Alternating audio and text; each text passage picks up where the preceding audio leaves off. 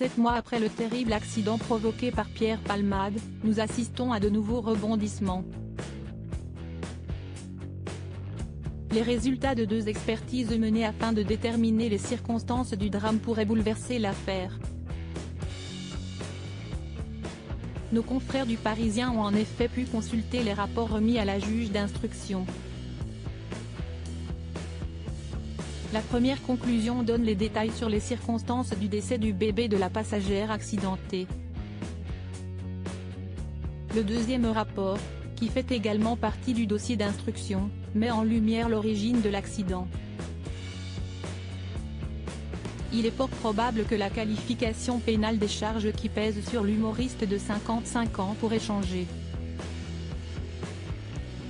Pierre Palmade _DR Une faute de conduite. Alors que Pierre Palmade était sous l'emprise de la drogue, il avait pris le volant le 10 février dernier. Le comédien avait alors provoqué un terrible accident faisant 3 blessés, un homme, son fils et sa belle-sœur.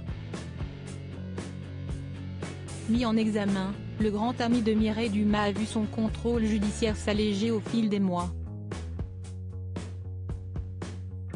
Paraît-il que son état de santé ne permettait d'ailleurs pas une détention provisoire.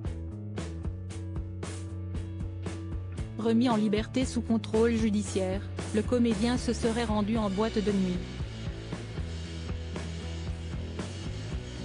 Le rapport d'accidentologie pourrait cependant tout changer. L'auteur des faits serait en effet le seul responsable.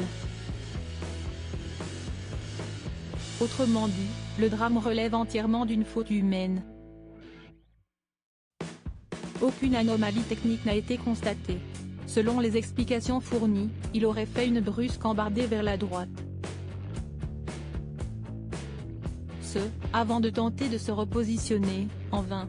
Pierre Palmade _DR Les charges contre Pierre Palmade pourraient être allégées. Malheureusement pour la famille des victimes, la juge d'instruction pourrait requalifier les faits de blessure involontaire au lieu d'homicide involontaire. La raison ?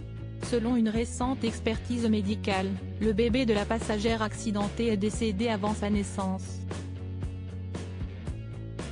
Si les experts affirment que le bébé était viable à la naissance, ils ont également déclaré que son état de mort constituait ceste fait dans les dernières minutes de grossesse, l'état clinique observé chez l'enfant immédiatement après son extraction du corps utérin maternel est clairement et indiscutablement celui d'un état de mort constitué, pas de réactivité motrice, pas de mouvement spontané réflexe de respiration.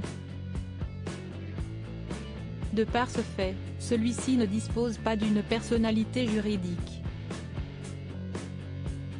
De ce fait, l'ancien acolyte de Muriel Robin encourt une peine de prison entre 5 à 7 ans.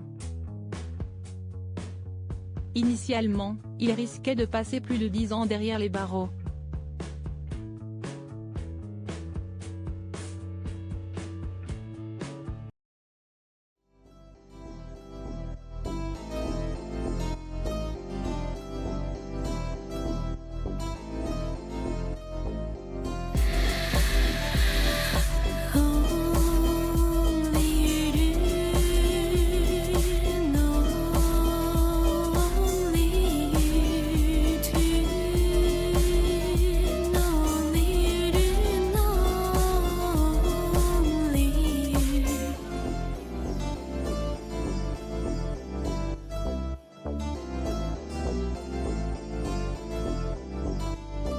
To